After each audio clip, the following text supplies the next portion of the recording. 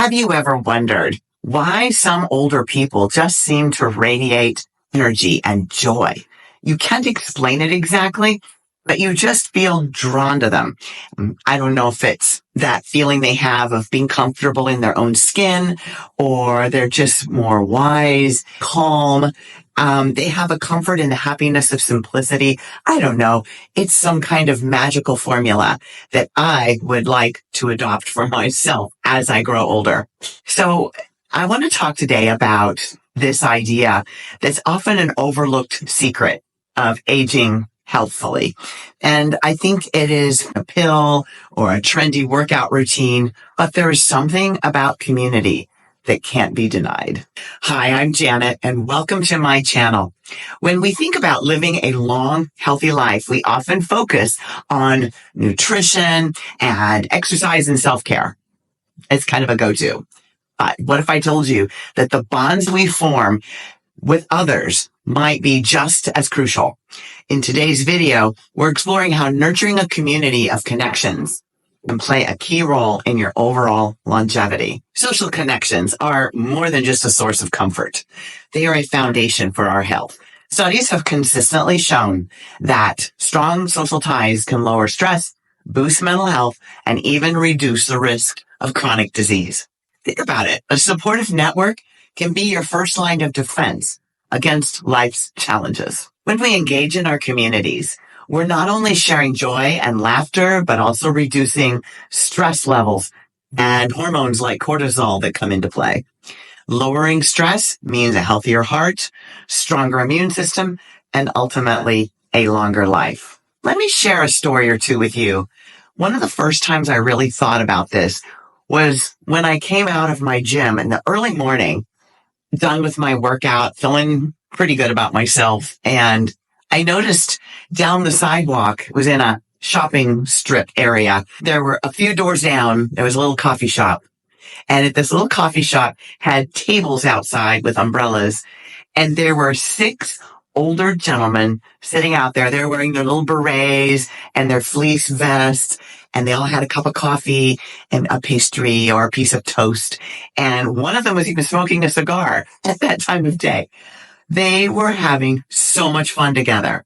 One of them was holding a newspaper because that's how we got our news back before social media. And they were talking about politics. They were talking about local stuff and laughing and arguing in a very kind of a camaraderie type of way, not in an angry way. And I just thought, good for them. I want that.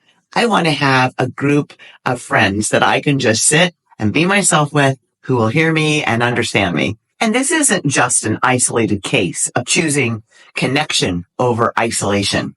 From local community centers to neighborhood groups, people everywhere are discovering that investing in relationships is a game changer for health.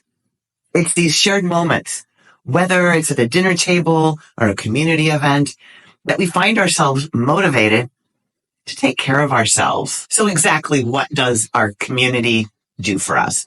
Well, emotional support, that's an obvious one. Regular interactions help reduce stress and reduce feelings of isolation. The second one, I think, is motivation for healthier habits.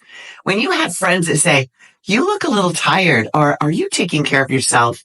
Are you sleeping all right? You know that the people around you that are talking to you care about you and want you to be well. And it's being a part of a community to inspire us to maintain routines, be it exercise or balanced meals or regular health checkups, really matters. And the third one is a sense of belonging. This fosters confidence, purpose, essential ingredients for mental and physical well-being. To belong is a basic human desire. When we feel connected, our brain releases something called oxytocin. It is the bonding hormone, which is not only makes us feel good, but it supports heart health and reduces inflammation. So think about your own life. When was the last time you truly felt supported by a community?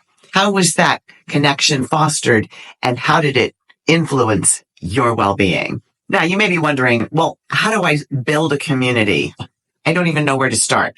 especially if you're like me and you're an introvert, because the idea of going to a social or a mixer or a networking event where I don't know anybody sounds terrifying, and it definitely will not produce oxytocin, probably more like adrenaline and fight or flight. So for you all out there who might be going, I get what you're saying in theory, Janet, but I don't know.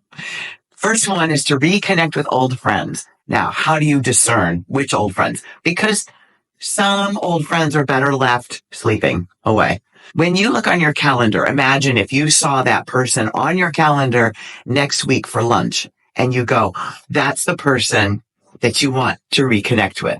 But if that person was on your calendar next week and you were just like, oh, I don't know, I think of a way to cancel. Okay, so leave those alone. So that's kind of like a little hack on how to know who to relate to, who to reconnect with. The second one is join a local group, a group that is interested in what you're interested in, whether it's a book club or crochet or racquetball, or I guess pickleball would be even more relevant, or golf or hiking or walking or dogs or whatever. There's so many meetup groups out there. So find a group that's aligned with what you enjoy. The third one is to attend community events, local online gatherings where you can even meet on Zoom, where you have a little distance first, where you can decide. That might be a little bit easier for someone who feels like I do, that I don't know if I want to go to this big in-person meeting where I don't know a soul. Every little effort counts. It's about gradually building a network where mutual support and shared experiences form the cornerstone of a healthier life. To sum it up, while we often focus on individual health practices, our connections with others are just as vital. Community isn't merely a nice to have, it's a must have for a fulfilling, long, and healthy life. I invite you to take a small step today. Reconnect with someone that you used to be friends with and you would enjoy reconnecting, or join a local group, or even share thoughts on how community has impacted your life in the comments below. Let's spark a conversation and help each other build stronger, healthier lives. And thank you for watching. If you found this video helpful, please share it, give it a thumbs up, and subscribe for more insights on living your best life. Until next time, take care and stay connected.